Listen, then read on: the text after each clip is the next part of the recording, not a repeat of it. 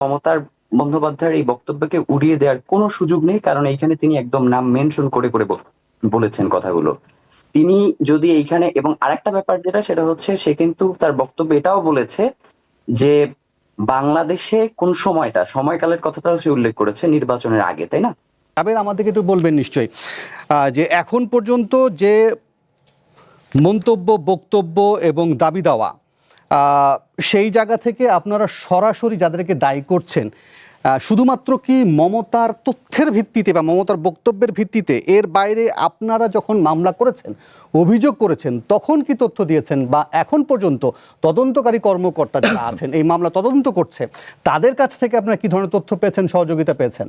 প্রথমত, আমরা যখন শহীদ ওসমান হাদির জানাজায় সামিল হয়েছি, তখন আমরা স্পষ্ট করে বলেছি যে এই ঘটনার সাথে একটি দেশি বিদেশি চক্রান্তের যোগসাজশ থাকতে পারে, এবং সেটা বর্তমান সরকারকে, তৎকালীন সরকার, অন্তর্বর্তীকালীন যে সরকার রয়েছে তাদেরকে আমরা খতিয়ে দেখবার জন্য বলেছি।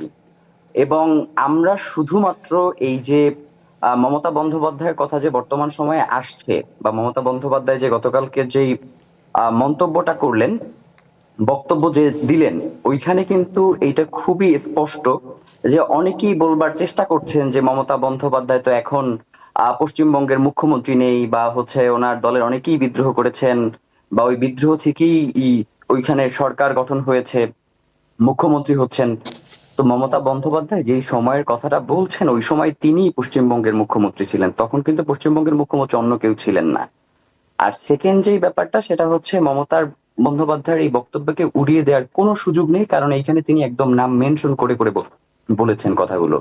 তিনি যদি এইখানে, এবং আরেকটা ব্যাপার যেটা সেটা হচ্ছে, সে কিন্তু তার বক্তব্য এটাও বলেছে যে বাংলাদেশে কোন সময়টা, সময়কালের কথাটাও সে উল্লেখ করেছে নির্বাচনের আগে, তাই না?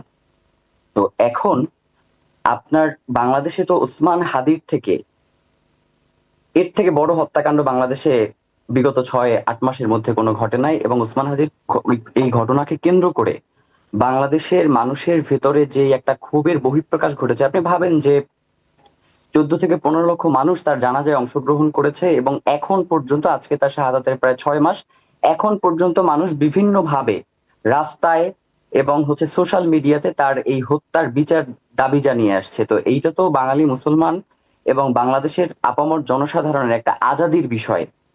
তার তো এইটাকে মমতা বন্দ্যোপাধ্যায় উনি বললেন যে রেভলিউশনের কথা, যে এইখানে তো আসলে রেভলিউশন বলতে কিছু হয় নাই।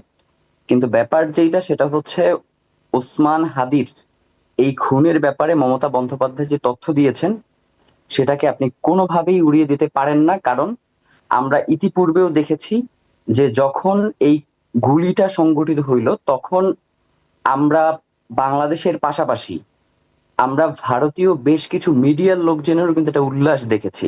আপনারা দেখেছেন কিনা জানি না, কিন্তু আমরা দেখেছি। তো সেই জায়গা থেকে এটা আমাদের কাছে তখনকার সময় একটা ধারণা ছিল যে এইটার সাথে একটা বিদেশি চক্রের জড়িত রয়েছে। বিদেশি চক্রের পাশাপাশি বাংলাদেশে তো অবশ্যই আরো একটা চক্রের পিছনে কাজ করেছে।